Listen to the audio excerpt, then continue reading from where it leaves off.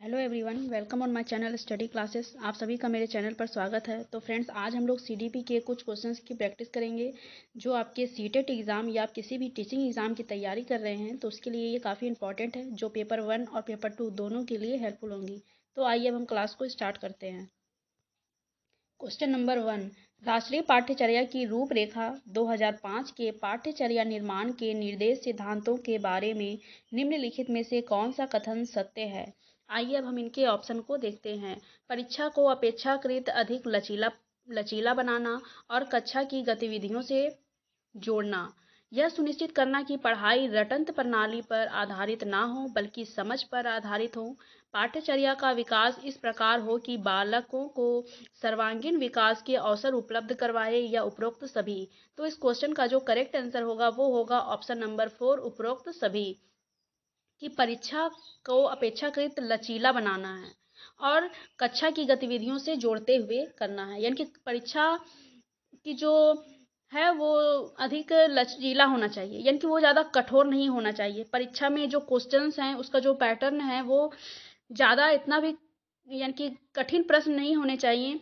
वो हल्का आसान होना चाहिए, फिर नॉर्मल और फिर कुछ कठिन प्रश्न होने चाहिए। तो इस तरीके से परीक्षा में थोड़ा लचीलापन होना चाहिए और उसको कक्षा की गतिविधियों से जोड़ते हुए होना चाहिए। तो ये ऑप्शन बिल्कुल सही है। ऑप्शन नंबर 2 है, यह सुनिश्चित करना कि पढ़ाई रटंत प्रणाली पर आधारित ना हो। ये बात भी बिल्कुल सही है कि बच्चों को रटने पर जोर नहीं देना है, बल्कि बच्चे सीख कर किसी चीज़ को समझें, जानें। ये काफ़ी अच्छा है, माना जाता है, जो समझ पर आधारित होना चाहिए।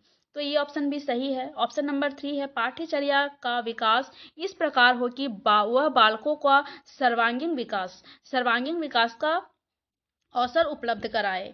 तो ये ऑप्शन भी बिल्कुल सही है। तो इस क्वेश्चन का जो करेक्ट आंसर है वो है ऑप्शन नंबर 4। अब नेक्स्ट क्वेश्चन को देखते हैं। क्वेश्चन नंबर 2, किस रूप से बच्चे हमेशा विद्यालय के भौतिक वातावरण से निरंतर अंतःक्रिया करते हैं। आइए अब हम इनके ऑप्शन को देखते हैं। चेतन रूप से, अचेतन रूप से, एक और दो दोनों, ना तो एक और ना ही दो। तो इस क्वेश्चन का जो करेक्ट आंसर होगा वो होगा ऑप्शन नंबर 3, कि ये दोनों। कि बच्चे चेतन रूप से भी और अचेतन रूप से भी, दोनों दोनों रूप से वो भौतिक वातावरण के साथ निरंतर अंतःक्रिया करते हैं। तो इस क्वेश्चन का जो करेक्ट आंसर होगा वो होगा ऑप्शन नंबर 3। और आप ये जानते हैं कि एनसीएफ में जो टीचर और स्टूडेंट यानी कि शिक्षक और शिक्षार्थी का जो अनुपात है वो 1:30 है, यानी कि एक कक्षा में यानी कि 30 स्टूडेंट पर एक टीचर होने चाहिए और इससे अधिक नहीं होना चाहिए। और स्कूल की जो संस्कृति है वो प्रत्येक शिक्षार्थी की उसमें रुचि को ध्यान में रखते हुए, उसकी रुचि, उसका क्षमता, इन सबको ध्यान में रखते हुए होना चाहिए। तो इन छोटी छोटी बातों को भी आप ध्यान में रखें। आइए अब नेक्स्ट क्वेश्चन को देखते हैं। क्वेश्चन नंबर 3, एनसीएफ 2005 की संस्तुतियों के अनुसार कक्षा 1 एवं कक्षा 2 के विद्यार्थियों के लिए मूल्यांकन का तरीका होना चाहिए। प्रेक्षण के आधार पर, लिखित एवं मौखिक परीक्षण के आधार पर, मौखिक परीक्षण के आधार पर या लिखित परीक्षण के आधार पर। तो इस क्वेश्चन का जो करेक्ट आंसर होगा वो होगा ऑप्शन नंबर 3, कि छोटी कक्षाओं में, यानी कि बच्चा जो है वो क्लास 1 और 2 में है, तो बच्चे जो छोटे बच्चे होते हैं उनको अगर मौखिक रूप से यानी कि इनको ओरल के द्वारा अगर चीज़ें बताई जाएं तो इस चीज़ों को वो बेहतर तरीके से समझते हैं। उनको एक्टिविटी के माध्यम से या कुछ डांस के माध्यम से या कुछ टीचिंग मटेरियल का यूज़ करके अगर हम बच्चों को किसी चीज़ को सिखाते हैं तो ये काफ़ी अच्छा होता है और विद्यार्थियों के लिए मूल्यांकन का ये सबसे बेस्ट तरीका होता है। तो इस क्वेश्चन का जो करेक्ट आंसर होगा वो होगा ऑप्शन नंबर 3। अब नेक्स्ट क्वेश्चन को देखते हैं। क्वेश्चन नंबर 4, राष्ट्रीय पाठ्यचर्या की रूपरेखा 2005 की सूझ के आधार पर पाठ्यचर्या के बोझ को कम करने पर बल देती है। शिक्षा बोझ के साथ, शिक्षा बिना बोझ के, या शिक्षा पर्यावरण के साथ, या शिक्षा पर्यावरण के बिना। तो इस क्वेश्चन का जो करेक्ट आंसर होगा वो होगा ऑप्शन नंबर 2, कि शिक्षा बिना बोझ के। यानी कि बच्चों को ऐसा नहीं लगना चाहिए कि शिक्षा जो है वो उनके लिए बोझ है। अगर किसी चीज़ को वो बोझ समझेंगे तो उस चीज़ में उसका इंटरेस्ट नहीं जागेगा। और बच्चे जब तक अंदर से किसी चीज़ को करने के लिए प्रोत्साहित नहीं होंगे तो उस चीज़ को वो नहीं करेंगे, या अगर उनको कितना भी समझाया जाएगा तो उस चीज को वो नहीं समझ पाएंगे। तो इसलिए शिक्षा जो होनी चाहिए वो बिना बोझ के होनी चाहिए। बच्चों को इसलिए कहा गया है एनसीईआरटी में कि बच्चों को हमेशा करके सीखने पर जोर देना है। ठीक है, बच्चों को हमेशा करके सीखने पर ज़्यादा जोर देना है। बच्चों को एक्टिविटी के माध्यम से एक्टिविटी के माध्यम से ज़्यादा चीज़ों को सिखाना है। और जो हम टीएलएम का यूज़ करते हैं इनके माध्यम से बच्चों को हम सिखा सकते हैं। इससे क्या होगा कि बच्चे में इंटरेस्ट लेवल जागेगा और बच्चा जो है वो पढ़ाई को एक बोझ के रूप में नहीं देखेंगे बल्कि उन्हें पढ़ने में भी इंटरेस्ट आएगा। तो इस क्वेश्चन का जो करेक्ट आंसर है वो है ऑप्शन नंबर 2। अब नेक्स्ट क्वेश्चन को देखते हैं। क्वेश्चन नंबर 5, शिक्षा के क्षेत्र में पाठ्यचर्या शब्दावली डैश की ओर संकेत करती है। आइए अब हम इनके ऑप्शन को देखते हैं। शिक्षण पद्धति एवं पढ़ाई जाने वाली विषय वस्तु, विद्यालय का संपूर्ण कार्यक्रम जिसमें विद्यार्थी प्रतिदिन अनुभव प्राप्त करते हैं, मूल्यांकन प्रक्रिया और कक्षा में प्रयुक्त की जाने वाली पाठ्य सामग्री। तो इस क्वेश्चन का जो करेक्ट आंसर होगा वो होगा ऑप्शन नंबर 2 कि शिक्षा के क्षेत्र में पाठ्यचर्या शब्दावली जो है वो विद्यालय का संपूर्ण कार्यक्रम जिसमें कि विद्यार्थी प्रतिदिन अनुभव प्राप्त करते हैं। डेली विद्यालय में कुछ ना कुछ होता है, कुछ एक्टिविटी होती है, बच्चों को जो पढ़ाए जाते हैं या जो स्टार्टिंग से जो क्लास विद्यालय की जो एक्टिविटी होती है विद्यालय आने समय उसमें हर एक्टिविटी जो होती है जिसमें कि विद्यार्थी का प्रतिदिन का जो अनुभव होता है वो उसमें प्राप्त करते हैं। तो इस क्वेश्चन का जो करेक्ट आंसर होगा वो होगा ऑप्शन नंबर 2। अब आइए नेक्स्ट क्वेश्चन को देखते हैं। क्वेश्चन नंबर 6, राष्ट्रीय पाठ्यचर्या 2005 में गुणवत्ता आयाम शीर्षक के अंतर्गत अधिक महत्व दिया गया है। अब आइए इनके ऑप्शन को देखते हैं। भौतिक संसाधनों को शिक्षित और अभिप्रेरित अध्यापकों को, बालकों के लिए ज्ञान के संदर्भ में संरचित अनुभवों को या बालकों के लिए संरचित अनुभव एवं पाठ्यक्रम सुधार को। तो इस क्वेश्चन का जो करेक्ट आंसर होगा वो होगा ऑप्शन नंबर 4 कि एनसीईआरटी 2005 में गुणवत्ता आयाम शीर्षक के अंतर्गत अधिक महत्व दिया गया है और ये बालकों के लिए संरचित अनुभव और पाठ्यक्रम में सुधार यानी कि जो पाठ्यक्रम है उनमें सुधार लाना ताकि बच्चे बेहतर तरीके से सीख सकें। तो इस क्वेश्चन का जो करेक्ट आंसर होगा वो होगा ऑप्शन नंबर 4। अब नेक्स्ट क्वेश्चन है क्वेश्चन नंबर 7, राष्ट्रीय पाठ्यचर्या की रूपरेखा 2005 में शांति शिक्षा को बढ़ावा देने के लिए कुछ क्रियाओं की अनुशंसा की गई है। पाठ्यक्रम रूपरेखा में निम्न में से किसे सूचीबद्ध किया गया है। अब आइए इनके ऑप्शन को देखते हैं। महिलाओं के प्रति आदर एवं जिम्मेदारी का दृष्टिकोण विकसित करने के लिए कार्यक्रम आयोजित की जाए, नैतिक शिक्षा को बढ़ाया जाए, शांति शिक्षा को एक अलग विषय के रूप में पढ़ाया जाए या शांति शिक्षा को पाठ्यक्रम में सम्मिलित किया जाए। तो इस क्वेश्चन का जो करेक्ट आंसर होगा वो होगा ऑप्शन नंबर 1 कि महिलाओं के प्रति आदर का भाव एवं उनमें जिम्मेदारी का दृष्टिकोण विकसित करने के लिए कार्यक्रम आयोजित कराई जाए। यानी कि एनसीईआरटी 2005 है, यानी किस तरीके से हमें महिलाओं का आदर करना चाहिए और अपनी जिम्मेदारी को समझना चाहिए कि हमें किस तरीके से अपने कार्य को करना है। ठीक है, अपनी जिम्मेदारी को समझना है कि ये मेरा कार्य है और ये मेरी रिस्पॉन्सिबिलिटी है, इसे हमें निभाना है। तो ये क्या है कि विभिन्न कार्यक्रम को आयोजित करके भी ये किया जा सकता है। तो इस क्वेश्चन का जो करेक्ट आंसर होगा वो होगा ऑप्शन नंबर 1, नैतिक शिक्षा को बढ़ावा दिया जाए या शांति शिक्षा के लिए अलग से विषय। तो इन सब तीनों ऑप्शन से जो बेस्ट ऑप्शन है वो है ऑप्शन नंबर 1 कि महिलाओं के प्रति आदर, यानी कि मान लीजिए हम ऐसा कुछ एक्टिविटी ही बच्चों से करवा रहे हैं जिसमें कि हम इस चीज़ को दर्शाएं कि किस तरीके से महिलाओं का आदर करना चाहिए, या कोई ऐसा हम बच्चों से कोई कार्यक्रम करवा रहे हैं जिनमें वे अपनी जिम्मेदारी को समझते हुए कोई कार्य कर रहे हैं। तो ये सारी चीज़ें जो होती हैं इसके माध्यम से बच्चों को इस बात की शिक्षा दी जा सकती है। तो इस क्वेश्चन का जो करेक्ट आंसर है वो है ऑप्शन नंबर 1। अब नेक्स्ट क्वेश्चन को देखते हैं। क्वेश्चन नंबर 8, राष्ट्रीय पाठ्यचर्या की रूपरेखा 2005 में बातचीत की गई है। ज्ञान अस्थायी है व दिया जाता है से ज्ञान का विकास होता है और इसकी संरचना की जाती है।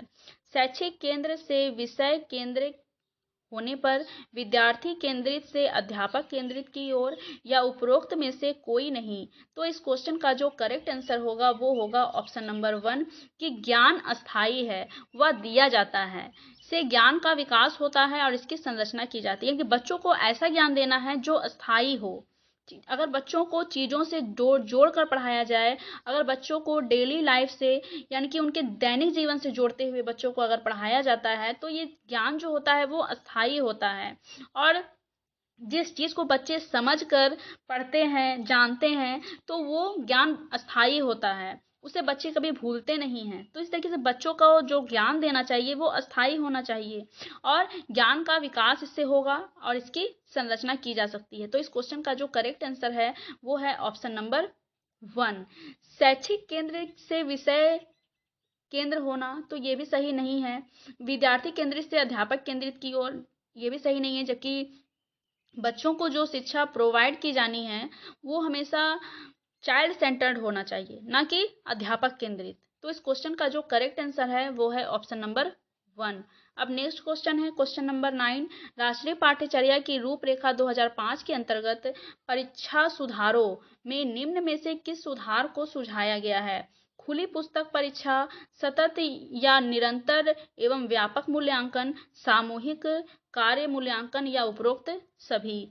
तो इस क्वेश्चन का जो करेक्ट आंसर होगा वो होगा ऑप्शन नंबर 4 कि परीक्षा सुधारों में खुली पुस्तक परीक्षा, सतत निरंतर और व्यापक मूल्यांकन और सामूहिक कार्य मूल्यांकन, ये तीनों जो है वो बिल्कुल सही है। तो इस क्वेश्चन का जो करेक्ट आंसर होगा वो होगा ऑप्शन नंबर 4। अब नेक्स्ट क्वेश्चन को देखते हैं क्वेश्चन नंबर 10।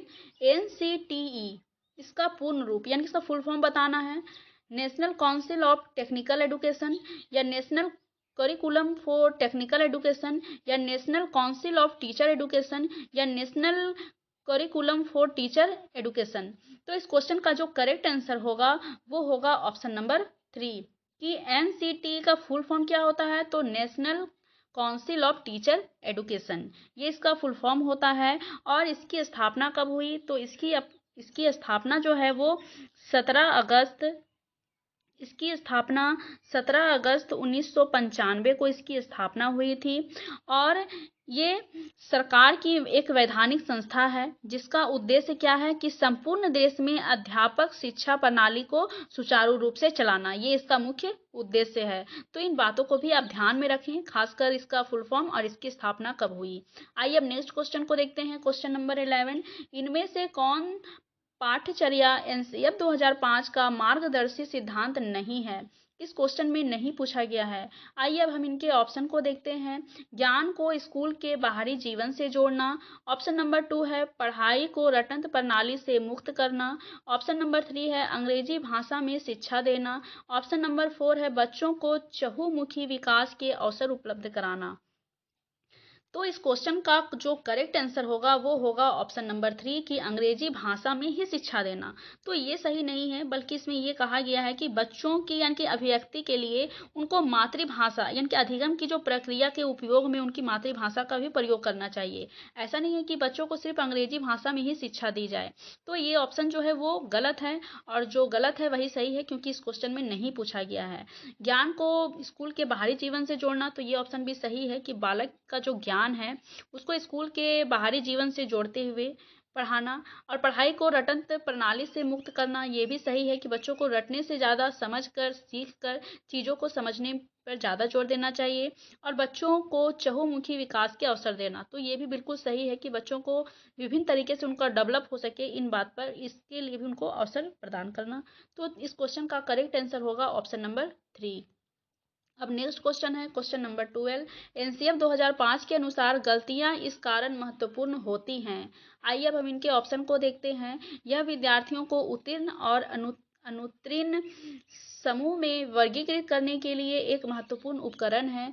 यह अध्यापकों को बच्चों को डांटने के लिए एक तरीका उपलब्ध कराती है। ऑप्शन नंबर 3 है ये बच्चे के विचार को अंतर्दृष्टि उपलब्ध कराती है तथा समाधानों को पहचानने में सहायता करती है। ऑप्शन नंबर 4 है यह कक्षा में कुछ बच्चों को हटाने के लिए आधा स्थान उपलब्ध कराती है। तो इस क्वेश्चन का जो करेक्ट आंसर होगा वो होगा ऑप्शन नंबर 3 कि यह बच्चों के विचार को दृष्टि उपलब्ध कराती है तथा समाधानों को पहचानने में सहायता करती है। यानी कि एनसीएफ 2005 के अनुसार गलतियों का कारण महत्वपूर्ण होता है। बच्चे जब गलतियां करते हैं तो उनके माध्यम से ही हम समझ पाते हैं कि आखिर क्या कमियां हैं जिससे कि बच्चे उस चीज़ को नहीं सीख पा रहे हैं, नहीं समझ पा रहे हैं। तो जब तक हम कारण का पता नहीं लगाएंगे तब तक हम उनके जो समस्या है उसका भी समाधान नहीं कर पाएंगे। तो पहले तो बच्चों के कारणों का पता लगाना कि उनकी गलतियों का आखिर कारण क्या है उसका पता लगाना और फिर उसका समाधान करना। तो इससे उसके समाधान को पहचानने में सहायता मिलती है। तो इस क्वेश्चन का जो करेक्ट आंसर होगा वो होगा ऑप्शन नंबर थ्री।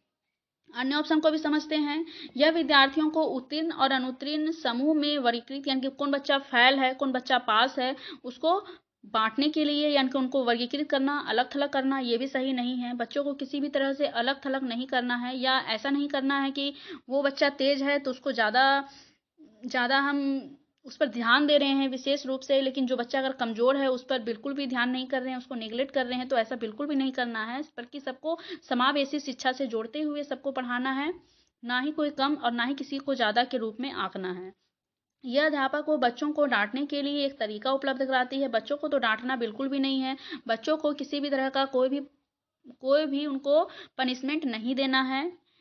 और ऑप्शन नंबर 4 है, यह कक्षा में कुछ बच्चों को हटाने के लिए आधा स्थान उपलब्ध कराती हैं। तो ये भी सही नहीं है कि हम किसी बच्चे को हटा दें कक्षा से। तो इस क्वेश्चन का जो करेक्ट आंसर है वो है ऑप्शन नंबर 3।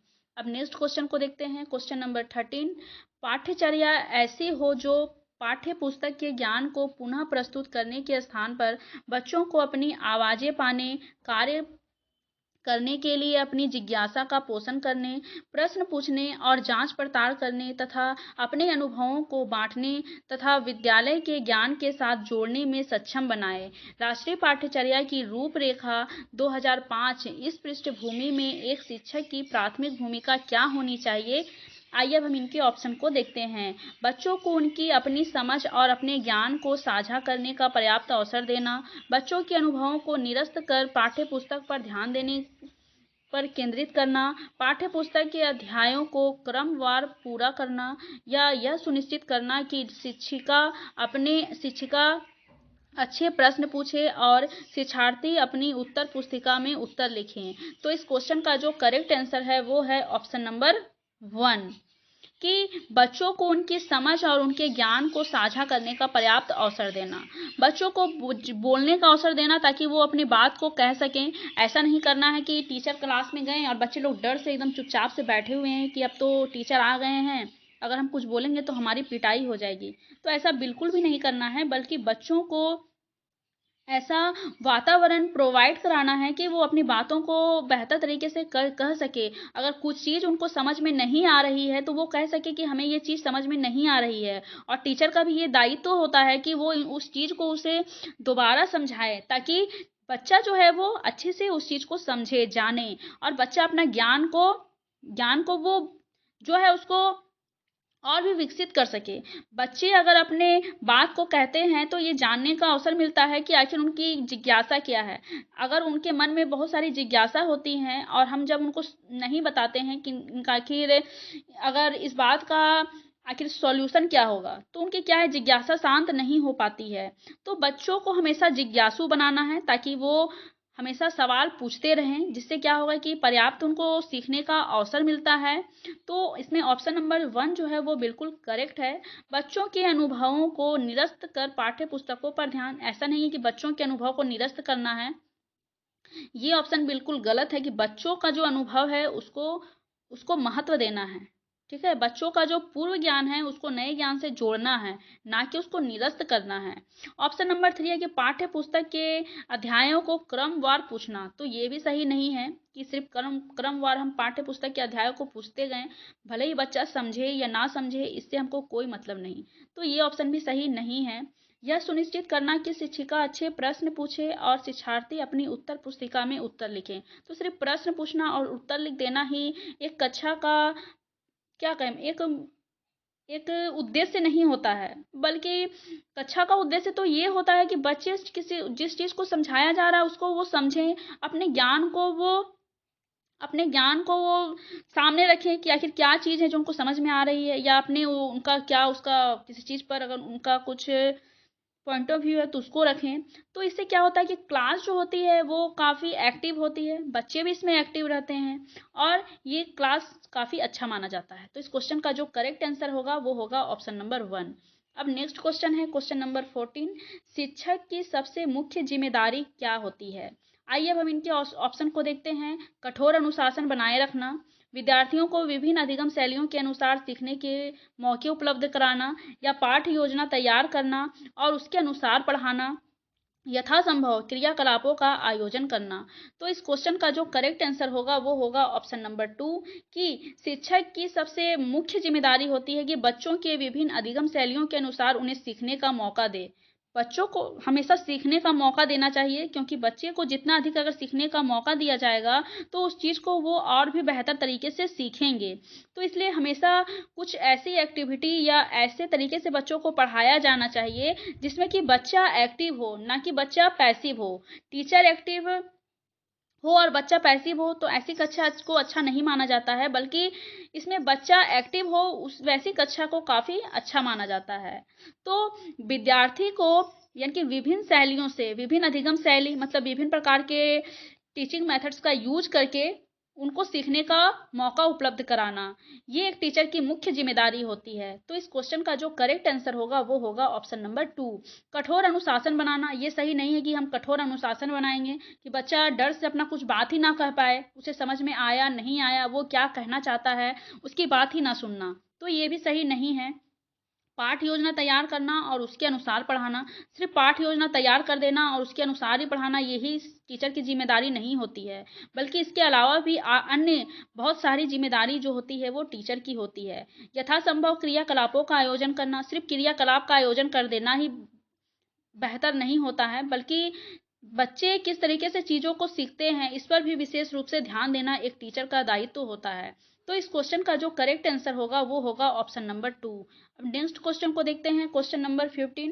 बाल केंद्रित शिक्षा शास्त्र का अर्थ क्या है? यानी कि चाइल्ड सेंटर्ड जो शिक्षा होती है उसका मतलब क्या होता है? बच्चों के अनुभव और उनकी आवाज़ को प्रमुखता देना, शिक्षक द्वारा बच्चों को आदेश देना कि क्या किया जाना चाहिए। ऑप्शन नंबर 3 है निर्धारित सूचना का अनुसरण करने में बच्चों को समझ बनाना, या कक्षा में सारी बातें सीखने के लिए शिक्षक का आगे आगे होना।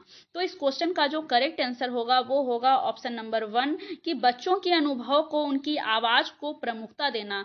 बच्चा का अनुभव क्या है, बच्चे का पूर्व ज्ञान क्या है। अगर किसी पाठ को मान लीजिए पढ़ाया जा रहा है तो पहले टीचर को क्या करना है कि बच्चों का पूर्व ज्ञान जानना है कि आखिर उनका प्रीवियस नॉलेज क्या है, उसको जानेंगे हम, उसके बाद ही उनको अगले चैप्टर को पढ़ाएंगे या चीज़ों को समझाएंगे।